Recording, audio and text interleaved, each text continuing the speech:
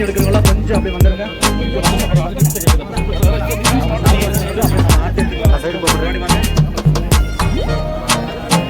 லைனா வரிசையா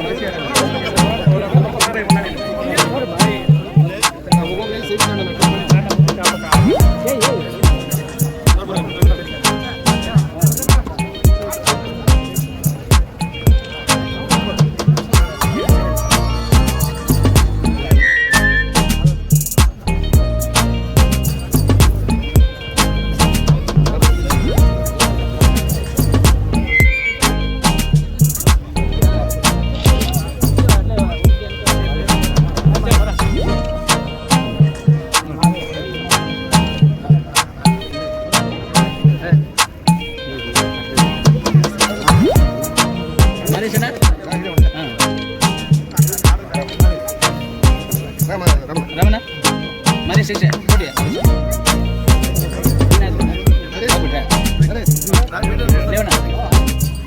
நான் உங்களுக்கு தானே பண்ணு.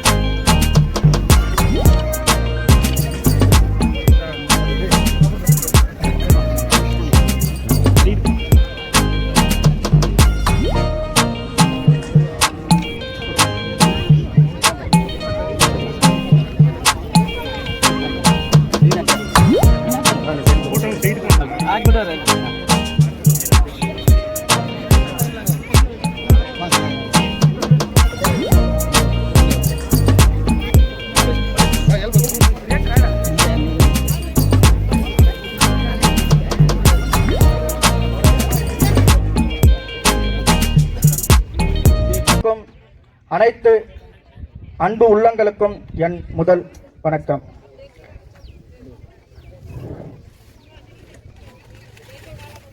இங்க மக்களின் கஷ்டத்தை தீர்க்க வேண்டும் என்று வந்திருக்கும் எங்கள் அண்ணன் KP முனுசாமி அவர்களுக்கும் என் முதல் வணக்கம். என்றும் நம்முடனே பணி செய்து கொண்டிருக்கும் JP அவர்களுக்கும் என் முதல் வணக்கம். கஷ்டத்தை தீர்க்க வேண்டும் என்று பல உள்ளங்கள் வந்திருக்கும் அண்ணன்களுக்கும் தம்பிகளுக்கும் என் முதல் வணக்கம். இளைஞர்கள் ஏன் அண்ணனின் பின் வரும் என்றதுக்கு ஒரே காரணம், இளைஞர்கள் எந்த கோரிக்கை வைத்தாலும் அது நல்ல கோரிக்கையாக இருந்தால் அண்ணன் KP முனுசாமி அவர்களும் அதை உடனடியாக நிறைவேற்றுவார். அந்த ஒரே காரணத்தினால் இளைஞர்கள் அனைத்து இளைஞர்களும் அண்ணன் பின் ஒற்றுமையோடவும் அன்போடவும் களத்தில் பணி செய்வோம் என்று உறுதியோடு நிற்கும். செயலாளர் மாதேசன் அவர்களே, பெரியவர்களே, தாய்மார்களே மற்றும் கழக நிர்வாகிகளே அனைவருக்கும் வருக வருக என வணக்கத்தை தெரிவித்துக் கொண்டு, நம்ம ஏன் இந்த கட்சியில் இன்னைக்கு வந்து இணையறாங்க இளைஞர்கள்னு சொல்லி தம்பி சொல்லியிருந்தாரு. போன வாரத்தில் வந்து இதே ஞாயிற்றுக்கிழமை வந்து பிரிஜப்பல்ல 100க்கும் மேற்பட்டவர் வந்து நம்ம கழகத்தில் வந்து இணைஞ்சாங்க. அது ஏன் இணைஞ்சாங்க, எதுக்கு இணைகிறாங்கன்றது அண்ணன் ஒரு எக்ஸாம்பிள் சொன்னார். கடைக்கோடு தொண்டரும் வந்து இந்த அனைத்து இந்த அண்ணா திராவிட முன்னேற்ற கழகத்தில் வந்து ஒரு உயர் பதவி அடையலாம்னு சொல்லிட்டு எக்ஸாம்பிளா வந்து நம்மளுடைய முன்னாள் முதலமைச்சர் எடப்பாடி பழனிசாமி எக்ஸாம்பிளா சொன்னாரு. அவர் அங்க இருக்கிறாருன்னா, ஆனா நீங்களே எனக்கு எக்ஸாம்பிள் தான், நீங்களே எங்களுக்கு எக்ஸாம்பிள் தானே. நம்ம பின்தங்கிய மாவட்டமாக இருந்து அம்மாவோட ஆட்சியில பவர்ஃபுல் மினிஸ்டர் அண்ணன், அதுவே நம்ம பின்தங்கி மாவட்டத்திலிருந்து இன்னைக்கு கழக துணை பொதுச்செயலாளர்ன்றது எங்களுக்கு பெரிய விஷயம். உங்களை பார்த்து தானே நாங்கள் வந்து இந்த கழகத்தில் வந்து ஒரு கடைகளோட தொண்டனும் எந்த இடத்துக்கு போய் நம்ம வந்து அந்த இடத்துல ரீச் பண்ணலான்றதுக்கு சிறந்த எடுத்துக்காட்டு நீங்க தானே. அதை நம்பி தான் இந்த கழகத்தில் இணையத்துக்கு பல இளைஞர்கள் உங்களை நோக்கி படையெடுத்து வராங்க. அதனால தயவு செஞ்சு யாரும் இப்ப வரைக்கும் வேப்பனப்பள்ளியில செங்கோட்டவன், அதுக்கப்புறம் முருகன் வந்தாரு, அதுக்கப்புறம் அண்ணன் வந்திருக்காரு. ஒரு எம்எல்ஏ எங்க இருக்கிறவங்க யாரா எம்எல்ஏ போய் பாத்துருக்கீங்களா? யாரும் பாத்துக்க மாட்டாரு. 2003 இருந்து நான் வந்து பெரிய மாமாவோட அண்ணன் வீட்டுக்கு போயிட்டு இருக்கிறேன். எப்ப போனாலும் எவ்வளவு நேரத்துக்கு போனாலும் ஒரு கவுன்சிலர் பார்த்தவரை அண்ணன் குளிச்சிட்டு இருக்காரு, அண்ணன் வந்துருப்பாருன்னு சொல்லுவாரு. அண்ணன் வீட்டுக்கு எப்ப போனாலும் கதவு திறந்தே இருக்கும். அண்ணன் எப்பயுமே வேலை அங்க இருந்து உட்காந்து இருப்பாரு. வந்தா என்னப்பா சமாசாரம் கேட்பாரு, அண்ணா இப்படி தான் வந்திருக்காங்க, சாப்பிட்டீங்களா, நல்லா இருக்கீங்களா, என்னப்பா நடந்துருக்கு. ஒவ்வொரு நாளும் 2003 இருந்து 20 வருஷம் அண்ணன் தொடர்ந்து போறோம். அதனால இங்க வந்து சேர்றவங்க எல்லாம் அண்ணனுக்கு நாங்கள் பாதுகாப்பு வேணும் சீனண்ணா எல்லாம் வந்து சொன்னாங்க. ஆனா வந்து ஓட்டுக்கு முதல்ல கேட்கறாங்க, அதுக்கப்புறம் கவனிக்காம போயிடறாங்க. ஆனா சீனண்ணா இங்க இருக்கிறவங்க எல்லாம் சேர்ந்து புதுசா வந்து சேரவங்க சொல்றேன், அண்ணனை எப்பயுமே நீங்க போய் எந்நேரமும் வந்து அண்ணனை எப்பயுமே சந்திக்கலாம், உங்க குறைகளை சொல்லலாம். கண்டிப்பா எப்பயுமே செய்யாத விஷயத்த செய்யறோம்னு சொல்ல மாட்டார். அப்பா பாத்துக்கலாம்ப்பா தம்பி, செய்யலாம் தம்பின்னு தான் அவரோட வார்த்தை வந்திருக்கே தவிர ஒரு நாள் செய்ய முடியாதப்பா. அது மாதிரி எண்ணங்கள் அவர் 20 வருஷமா நான் பாத்துட்டு இருக்கேன். ஒரு நாள் அது மாதிரி சொன்னதில்ல. மக்களை அரவரிச்சு போறாரு. அதனால தயவு செஞ்சு வேப்பனப்பள்ளி நம்முடைய அதிமுக கோட்டை என்பது 2026 நிரூபிக்க வேண்டும் என்று பணியோடு கேட்டு விடைபெறுகிறேன். நன்றி, வணக்கம். நான் அவர்களுக்கும் ஒன்றிய செயலாளர் மாதேஷ் அவர்களுக்கும் நாடாளுமன்ற உறுப்பினர் அவர்களுக்கும் மற்றும் இந்த மேடையில் அமர்ந்திருக்கும் டிஎம்கேயின் பிரமுகர்கள் அனைவருக்கும் இந்திரா நகர் பொதுமக்களுக்கும் அகரம் பொதுமக்களுக்கும் இங்கே வந்திருக்கிற இளைஞர்கள் அனைவருக்கும் இந்த இளைஞர்கள் எல்லாம் 50 பேர் ஜெய்வேல் தலைமையில் வந்து இருந்திருக்காங்க. அவங்களுக்கு எல்லாம் இளைஞருக்கு நல்ல எதிர்காலம் இருக்குது. கண்டிப்பாக நம்ம முன்னே இருக்கிற ஏடிஎம்கே உறுப்பினர் அனைவரும் இணைந்து இந்த சட்டமன்ற தொகுதியை நம்ம கொம்மைப்பள்ளி பஞ்சாயத்து வந்து அதிகமான வாக்குப்பாடுகள் வந்து அவருக்கு நாங்கள் போட்டு ஜெயிச்சு வைக்கணும். கொம்மைப்பள்ளி பஞ்சாயத்து இந்திரா நகர் அகரம் நம்ம இந்த ஊர்களிலிருந்து மாதேஷ் MBA LLB எல்லப்பா ஜெயபிரகாஷ் பாலாஜி சீனிவாசன் முருகன் அமரேஷன் தேவராஜ் முனிராஜ் பிரபாகரன் முரளி பானுங்கன முனிராஜ் இவங்கள் தலைமையில் 850க்கும் மேற்பட்டவர்கள் நம்ம அண்ணன் KP MLA அவர்கள் முன்னிலையில் இங்கே அனைத்து இந்திய அண்ணா திராவிட முன்னேற்ற கழகம் நம்ம கட்சியில் இணைகிறார். அதுக்கு வந்து இப்போ நம்ம புதுசாக வரவங்களுக்கெல்லாம் வரவேற்றி நம்ம வேஷ்டி இங்கே அண்ணக்கிட்ட வாங்கிக்கணும்னு கேட்டுக்கொண்டிருக்கிறேன். அண்ணன் புதுசாக பொன்னாக சேர்ந்தவர்களுக்கு பொன்னான சேல்வா கொடுப்பார்.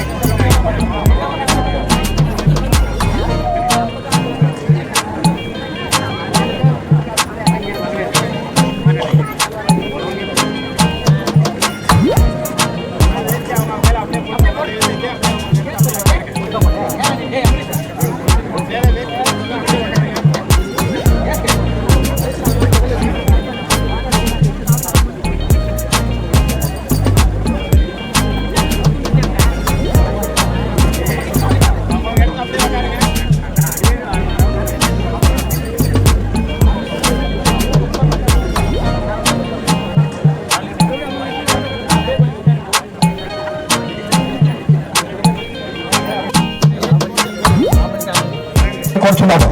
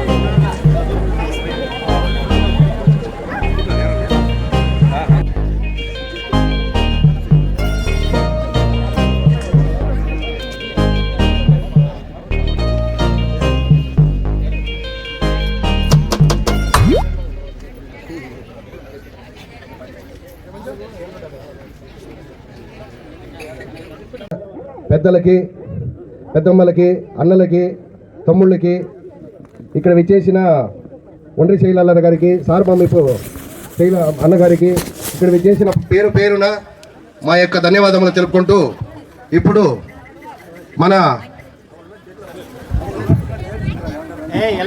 తురై పొదుపు செயலாளர் వేపనపల్లి శాసనసభ్యులు అన్న కేపీఎం అన్న మాట్లాడుకోవాలని కోరుచున్నాము. கும்மியப்பள்ளி ஊராட்சிக்குட்பட்ட அகரம் மற்றும் இந்திரா நகர் ஆகிய 2 கிராமங்களிலிருந்து அன்பு தம்பி வழக்கறிஞர் மாதேஷ் MBA LLB அவர்களும் இதில் என்னோடு பயணித்துக் கொண்டிருக்கின்ற அன்பு சோழர் பெயர்களை விடுபட்டிருந்தால் தயவு செய்து மன்னிக்க வேண்டுகிறேன். என் அன்பிற்குரிய தம்பி அன்பு தம்பி சத்யா அவர்களே, இன்று இந்த பகுதியிலே நல்ல கழக பணியாற்றிக் கொண்டிருக்கின்ற சத்யா அவர்களே, உங்கள் அத்தனை பேருக்கும் ஒரு அன்பு வளர்ந்த வணக்கத்தை உருவாக்கிக் கொண்டு இன்று இளைஞர்கள் நம்முடைய இயக்கத்தில் இருந்திருக்கிறீர்கள், உங்களை நான் வரவேற்கிறேன். அதே போல அன்பு தாய்மார்கள் சகோதரிகள் இந்த இயக்கத்தில் இருந்திருக்கிறீர்கள், உங்களையும் நான் வரவேற்கிறேன். ஏனென்று சொன்னால் உங்கள் ஆசையோடு தமிழகத்தில் இருக்கின்ற தாய்மார்கள் சகோதரி ஆசையோடு தான் புரட்சித் தலைவர் எம்ஜிஆர் அவர்களும் புரட்சித் தலைவர் அம்மா அவர்களும் போட்டிருக்கும் எடப்பாடி அவர்களும் தமிழகத்தை 31 ஆண்டு காலம் ஆட்சி செய்திருக்கிறார்கள். இந்த 31 ஆண்டு ஆட்சி காலத்தில் தான் தமிழகம் எல்லா வகையிலையும் முன்னுக்கு வந்திருக்கிறது. அதுவும் குறிப்பாக நம்முடைய கிருஷ்ணகிரி மாவட்டத்தை எடுத்துக்கொண்டால் அனைத்து வசதிகளையும் மேம்படுத்தி கொடுத்த இயக்கம் அனைத்து இந்திய அண்ணா திராவிட முன்னேற்ற கழகம் என்பதை நான் பெருமையோடு சொல்ல கடமைப்பட்டிருப்பேன். ஏனென்று சொன்னால் நம்முடைய மாவட்டம் மிகவும் பின்தங்கிய மாவட்டம், கல்வியிலே மிகவும் பின்தங்கிய மாவட்டமாக இருந்த நம்முடைய மாவட்டத்தில் புரட்சித் தலைவர் எம்ஜிஆர் அவர்கள் பிள்ளைகள் பள்ளிக்கு வர வேண்டும் என்பதற்காக சத்துணவு கொடுத்தார்கள். அதைத் தொடர்ந்து நம்முடைய தமிழகத்தில் நம்முடைய மாவட்டத்தில் 91 வேட்பாளர் என்ற புரட்சித் தலைவி அம்மா அவர்கள் முதலமைச்சர் பொறுப்பேற்று நம்முடைய மாவட்டத்தில் கல்வி மிகவும் பின்தங்கி இருக்கிறது என்பதற்காக பல கல்விக்கூடங்களை கொடுத்தார்கள். ஆரம்ப பள்ளிகளை கொடுத்தார்கள், நடுநிலைப் பள்ளிகளை கொடுத்தார்கள், உயர்நிலைப் பள்ளிகளை கொடுத்தார்கள், மேல்நிலைப் பள்ளிகளை கொடுத்தார்கள். அதோடு மட்டும் இல்லாமல் இந்தியா சுதந்திரம் அடைந்ததிலிருந்து புரட்சித் தலைவி அம்மா முதலமைச்சர் என்ற வரையில் நம்முடைய மாவட்டத்தில் ஒரே ஒரு கல்லூரி தான் இருந்தது, கிருஷ்ணகிரியிலே ஒரு கலைக்கல்லூரி. நம்முடைய மாவட்டத்தில் பெண் பிள்ளைகள் படித்து உயர்கல்விக்கு செல்ல வேண்டும் என்று சொன்னால் செல்ல முடியாத ஒரு நிலைமை, வெளி மாநிலத்திற்கோ வெளி மாவட்டத்திற்கோ தான் செல்ல வேண்டும். அதை உணர்ந்த புரட்சித் தலைவி அம்மா அவர்கள் நம்முடைய மாவட்டத்தில் மட்டும் அவர் முதலமைச்சராக இருந்த காலகட்டத்தில் 8 கல்லூரிகளை கொடுத்திருக்கிறார்கள். நம்முடைய மாவட்டத்தினுடைய பெண் பிள்ளைகள் மாணவர்கள் படிக்க வேண்டும் என்பதற்காக அவர் முதலமைச்சரான முதல் கிருஷ்ணகிரி ஒரு அரசு கலைக்கல்லூரி கொடுத்தார்கள், பர்வூரில் ஒரு அரசு கலைக்கல்லூரி கொடுத்தார்கள், ஓசூரில் ஒரு அரசு கலைக்கல்லூரி கொடுத்தார்கள், கிளமங்கலத்தில் ஒரு பாலிடெக்னிக் கல்லூரி கொடுத்தார்கள், அதே போல ஊத்தங்கையிலே ஒரு பாலிடெக்னிக் கல்லூரி கொடுத்தார்கள், அதே போல ஒரு பொறியியல் கல்லூரியை கொடுத்தார்கள். இப்படி பல கல்லூரிகளை கொடுத்ததால் தான் நம் பிள்ளைகள் எல்லாம் கல்லூரிக்கு சென்று படிக்கக்கூடிய ஒரு நல்ல சூழல் உருவானது. அப்படி உருவான பின்பு தொடர்ந்து படித்து முடித்தவுடனே வேலை கிடைக்க வேண்டும், தொழிற்சாலை கொடுத்தார்கள் புரட்சித் தலைவர் அம்மா அவர்கள். இன்று போச்சமலையிலே ஷூ கம்பெனி இருக்கிறது, 10,000 பெண்கள் வேலை செய்கிறார்கள். 10,000 பெண்கள் வேலை செய்வதற்கு அந்த ஷூ கம்பெனியை கொண்டு வந்து புரட்சித் தலைவர் அம்மா அவர்கள். படித்து முடித்துவிட்ட பெண் பிள்ளைகள் அனைவரும் இப்பொழுது நம்முடைய மாவட்டத்தை பொறுத்தவரையில் டிப்ளமோ படித்திருந்தால், பாலிடெக்னிக் படித்திருந்தால் உடனடியாக வேலை கிடைக்கிறது. அப்படி உடனடியாக வேலை கிடைப்பதற்குரிய தொழிற்சாலைகளை முழுவதுமாக கொண்டு வந்தது அதிமுக ஆட்சி. எப்படி புரட்சித் தலைவர் அம்மா அவர்கள் ஷூ கம்பெனி கொண்டு வந்தார்களோ அதே போல நம்முடைய கழகத்தினுடைய பொதுச்செயலாளர் எடப்பாடி அவர்கள் முதலமைச்சராக இருந்த பொழுது இங்கே நம்முடைய தொகுதியிலே வேப்பனப்பள்ளி தொகுதி பகுதியிலே டாடா எலக்ட்ரானிக்ஸ் கொண்டு வந்தார்கள். அந்த டாடா எலக்ட்ரானிக்ஸ்ல இன்னைக்கு 50,000 பெண் பிள்ளைகள் வேலை செய்கிறார்கள். 50,000 பெண் பிள்ளைகள் இங்க மாவட்டத்தில் மட்டும் படித்த பிள்ளைகள் அத்தனை பேரும் வேலை கிடைத்து விட்டார்.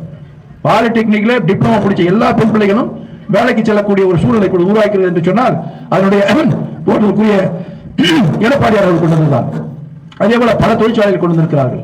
இந்த இளைஞர்கள் நீங்கள் வந்திருக்கிறீர்கள், ஒரு நம்பிக்கையோடு வாருங்கள். அந்த நம்பிக்கை அன்பு தம்பி அழகாக சொன்னார். நாங்கள் இளைஞர்கள் எல்லாம் உங்கள் பின்னால் வருவோம் என்று சொன்னால் நம்பிக்கையின் அடிப்படையில் வந்து கொண்டிருக்கிறோம் என்று சொன்னார். நிச்சயமாக உங்களுடைய எண்ணங்கள் நிறைவேற்றப்படும். உங்களுக்கு நம்பிக்கைக்கு உரியவர்களாக நாங்கள் இருப்போம். நீங்கள் சொல்வதை நாங்கள் செய்வோம். தொடர்ந்து உங்களோடு நாங்கள் பயணிப்போம். நாங்க எம்எல்ஏ ஆகிறதோடு சரி, அப்புறம் ஆள் பார்த்தா கிடையாது. அநேகமாக நம்முடைய ஊருக்கு இந்த 5 ஆண்டுகள்ல ஒரு 30 முறையாவது வந்திருப்பேன். 30 முறையாவது வந்திருப்பேன். நம்ம தேவராஜன் நம்ம இழுத்து போயிட்டு இந்த கும்மைப்பள்ளி பஞ்சாயத்துல ஊரூரா சொல்லி எல்லா வேலையும் வாங்கிட்டார். இன்னைக்கு டேங்க் நம்ம கொடுத்துருக்கோம்னா இங்க இருக்கிற அன்பு சோழ நம்ம ஊராட்சி மன்ற தலைவர் எங்களுக்கு டேங்க் வேணும் 60,000 லிட்டர் 60,000 லிட்டர் தான் சார், 60,000 30,000 அது மாதிரி ஒரு நல்ல ஒரு தொண்டரோ அந்த ஊர்ல இருக்கும்போது இது போன்ற மக்கள் பிரதிநிதிகளும் நிச்சயமாக நல்ல காரியங்களை செய்வார்கள். அப்படி நல்ல செயலை செய்யக்கூடியவர்கள் இங்கே இருக்கிறீர்கள். உங்களோடு நான் இணைந்து கொள்கிறேன். நீங்கள் சொல்வதை நான் கேட்பேன். இந்த பகுதியுடைய வளர்ச்சிக்காக நான் முழுமையாக என்னை அர்ப்பணித்துக் கொள்வேன். அன்பு தாய்மார்களுக்கு ஒரு அன்பான வேண்டுகோள். இன்று புரட்சித் தலைவி நம்முடைய போற்றுவதற்குரிய எடப்பாடியார் அவர்கள் நேற்று புரட்சித் தலைவர் எம்ஜிஆருடைய பிறந்த நாளிலே வருகின்ற 2026 நடைபெற இருக்கின்ற சட்டமன்ற பொதுத் தேர்தலுக்கு புதியதாக 5 வாக்குறுதிகளை கொடுத்திருக்கிறார்கள். அதில் முதல் வாக்குறுதியே அன்பு சகோதரிகளுக்கு, குடும்ப தலைவிக்கு மாதம் ஒன்றுக்கு உழவுக்கு திட்டம் என்ற திட்டத்தின் அடிப்படையில் மாதம் 2000 ரூபாய் வழங்கப்படும் என்ற அறிக்கையை நம்முடைய எடப்பாடியார் அவர்கள் அறிவித்திருக்கிறார் தேர்தல் அறிக்கையாக. அடுத்ததாக 100 நாள் வேலையை 150 நாட்களாக உயர்த்தி கொடுக்கப்படும் என்ற வாக்குறுதியையும் நம்முடைய எடப்பாடியார் அவர்கள் வழங்கியிருக்கிறார்கள். மூன்றாவதாக வீடு இல்லாத, அது எந்த சமூகமா இருந்தாலும் சரி, வீடு இல்லாத ஏழை எளியவர்களுக்கு வீட்டுமனை பட்டா வாங்கி கொடுத்து கான்கிரீட் வீடு கட்டி கொடுக்கப்படும் என்ற வாக்குறுதியையும் நம்முடைய எடப்பாடி அவர்கள் கொடுத்திருக்கிறார்கள். அதே போல ஆதி திராவிட பட்டியலிடத்த சமூகத்தைச் சேர்ந்தவர்கள் ஒரு குடும்பத்தில் திருமணம் முடிந்து அவர்கள் கணவன் மனைவியாக வந்து தனிக்குடித்தனம் வருகிற சூழ்நிலை வருகின்ற பொழுது அவர்களுக்கு வீட்டுமனை பட்டா எடுத்து வாங்கி கொடுத்து கான்கிரீட் வீடு கட்டி கொடுக்கப்படும் என்ற வாக்குறுதி கொடுப்பதோடு அவர்கள் ரேஷன் அட்டையும் கொடுக்கப்படும் என்ற வாக்குறுதியை நம்முடைய பொதுச் செயலாளர் கொடுத்திருக்கிறார்கள். அடுத்ததாக பெண்களுக்கு, அனைத்து பெண்களும் வேலை சென்றாலும் சரி செல்லாலும் சரி, பெண்கள் ஸ்கூட்டி வாங்குறோம் என்று சொன்னால் அந்த பெண்ணுக்கு 25,000 ரூபாய் மானியம் வழங்கப்படும் என்று சொல்லி 5 லட்சம் பெண்களுக்கு மானியம் வழங்கப்படும் என்று சொன்னால் அதுக்கு மொத்தம் 1,750 கோடி ரூபாய் செலவாகிறது. அதே போல பெண்கள் இப்போது நகர பேருந்தில் விலையில்லாமல் பயணம் செய்து கொண்டிருக்கிறார்கள். ஆண்களுக்கும் அதே போல விலையில்லாமல் பயணம் செய்யக்கூடிய அறிக்கையை நம்முடைய எடப்பாடியார் கொடுத்திருக்கிறார்கள். இப்படி 5 அறிக்கை கொடுத்ததோடு மட்டுமல்லாமல் தேர்தல் நேரத்தில் இன்னும் வாக்குறுதி கொடுத்து இருக்கிறார்கள். இதை நிச்சயமாக நாங்கள் நிறைவேற்றுவோம். ஒரு பத்திரிகையாளர் கேட்டார், இருக்கிற இப்பொழுது அரசாங்கமே அந்த நிதியை வழங்க முடியவில்லை, சிரமப்படுகிறார் என்று கேட்டபொழுது பொதுச்செயலாளர் சொன்னார், நாங்கள் நிச்சயமாக நிறைவேற்றுவோம். என்று சொன்னால் நிதி மேலாண்மையை எப்படி கையாள்வது என்பது எங்களுக்கு நன்றாக தெரியும். 2022 அதாவது கொரோனா காலத்தில் நாங்கள் ஆட்சி இருந்த பொழுது ஓராண்டு காலம் எந்த வருவாயும் இல்லை. ஆனால் 40,000 கோடி செலவு பண்ணி கடன் வாங்காமல் எங்களுடைய திறமையால் அந்த ஆட்சியை நடத்தினோம். அதே போல நாங்கள் மீண்டும் ஆட்சிக்கு வந்தால் திறமையின் காரணமாக கடன் வாங்காமல் உறுதியாக ஒவ்வொரு மாதமும் ஒரு குடும்ப தலைவிக்கு 2,000 ரூபாய் கொடுக்கப்படும் என்ற வாக்குறுதியை கொடுத்திருக்கிறார்கள். அது நிச்சயமாக அண்ணா திராவிட முன்னேற்ற கழகம் ஆட்சிக்கு வந்தவுடன் நிறைவேற்றும் என்ற வாக்குறுதியை உங்கள் முன்னால் நான் சொல்ல வைக்கப்பட்டிருக்கிறேன். ஏனென்று சொன்னால் புரட்சித் தலைவி அம்மா 2011 தேர்தல் பொழுது பல வாக்குறுதிகள் கொடுத்தார்கள். அதில் ஒரு வாக்குறுதி என்ன என்று சொன்னால், ஆட்சிக்கு வந்தால் ஒவ்வொரு குடும்பத்திற்கும் அந்த சகோதரர்களுக்கு தேவையான விலையில்லாத மிக்சி, கிரைண்டர், ஃபேன் வழங்கப்படும் என்று சொன்னார். ஆட்சிக்கு வந்தவுடன் 1,76,00,000 குடும்பங்களுக்கும் விலையில்லாத மிக்சி, கிரைண்டர், ஃபேன் கொடுக்கப்பட்டது என்ற உண்மையை நான் இந்த நேரத்தில் சொல்ல கடமைப்பட்டிருக்கிறேன். ஏனென்று சொன்னால் நான் அப்போது அமைச்சர் பொறுப்பில் இருந்தபோது நம்முடைய மாவட்டம் முழுவதும் ஒவ்வொரு கிராமங்களுக்கும் சென்று நேரடியாக நாங்கள் அதை வழங்கினோம் என்பதை தெரிவித்துக் கொள்கிறேன். அதே போல்தான் மீண்டும் உங்கள் ஆசியோடு மீண்டும் 2026 அண்ணா திராவிட முன்னேற்ற கழகம் ஆட்சி பொறுப்பில் அமைந்த போது கழகத்துடைய பொதுச்செயலாளர் எடப்பாடியார் மீண்டும் முதலமைச்சரானவர் அமர்ந்த உடனேயே இந்த திட்டங்கள் முழுவதும் நிறைவேற்றப்படும் என்ற உறுதியை உங்களிடத்திலே சொல்லி இந்த இயக்கத்தில் இணைந்த அத்தனை இளைஞர்களையும், அன்பு தாய்மார்களையும், சகோதரிகளையும் மனதார வரவேற்று நான் அமர்கிறேன். நன்றி, வணக்கம்.